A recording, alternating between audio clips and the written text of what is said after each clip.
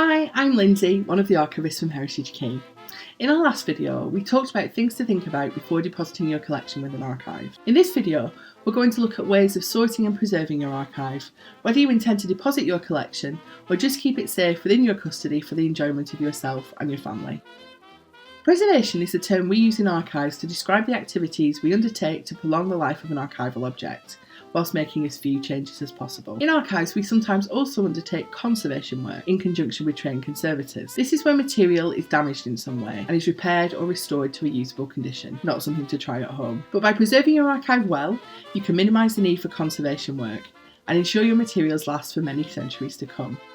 So where to start? You can, if you wish, access archival preservation materials through online suppliers.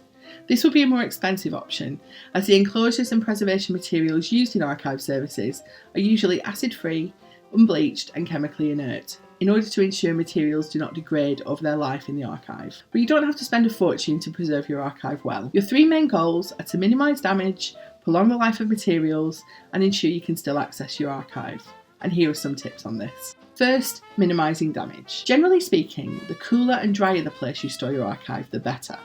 This is why attics and cellars, whilst historically a popular place to store these kinds of materials, are not ideal. Keep materials away from food and drink, away from animals and water sources. If you can box material, you're providing an extra element of protection. Perhaps it's just a cardboard box or a plastic storage box or a lever arch file. These may not be strictly speaking archivally best practice, but archivists should certainly understand the need for you to work within your resources. Minimise handling delicate materials, so only touch photographs at the edges and not on the surface. You might want to scan photographs if you intend to use the image a lot, and we'll talk about that in a future video. The main points are to avoid using adhesives directly on archive materials. Yes, that means sellotape. Try not to expose papers to bright lights for long periods of time, and wherever possible, use pencil to label or mark objects, not pen and ink. Secondly, prolonging the life of materials. Make sure files of papers are tidy and fit well within folders, and folders fit well within boxes. You may not have archival quality folders, but think about the ones you do choose. Go for plain and undyed folders. Colours may look nice, but if they accidentally get wet, the colour may leach onto your papers. You may want to bundle photographs if they're loose. Make your bundles thick enough that the string doesn't damage the sides, and perhaps include a piece of card on the top and bottom to protect the surfaces from the string.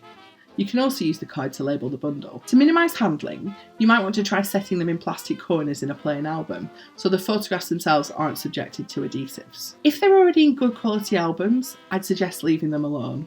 It's only if they're at risk, so think about those old 1970s albums where the plastic starts to get a bit sticky, that you might want to intervene, but only if you're not going to cause more damage. If you're concerned, stop what you're doing, contact your local archive for advice before acting further. If you have oversized items like maps or posters, roll them, and perhaps roll a suitably sized piece of paper around the roll for extra protection, and tie in place, or use a poster tube. To use poly pockets or not to use poly pockets, this is a question we're often asked, and I'll give you a pragmatic answer.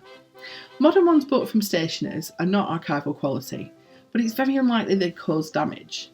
And if they protect your document from being ripped or stained, and labelling the pocket means not writing on the document, then it's probably better to use them than not. Every single piece of paper doesn't need its own pocket. If you're storing multiple sheets in a polyester pocket, just make sure that they're tidily inserted. Remember, an archive service may replace them when you deposit if they feel it's warranted. So using hundreds of poly pockets on every single piece of paper in your collection could be counterproductive. Lastly, ensuring you can still access your archival materials. Remember, an archive shouldn't sit on a shelf wrapped up neatly and never used. That isn't the point of this video or preserving your collection. Numbering the boxes and creating a basic listing of what they contain will help you locate things more easily in future, and will be useful to any archive you choose to deposit to when they begin cataloguing your materials. Share your research, your family history, or your other kind of archive collection with your family, your friends, or others interested in your subject. This might be through browsing your original documents or making them available directly by sharing online, but we'll talk about that more in a future video.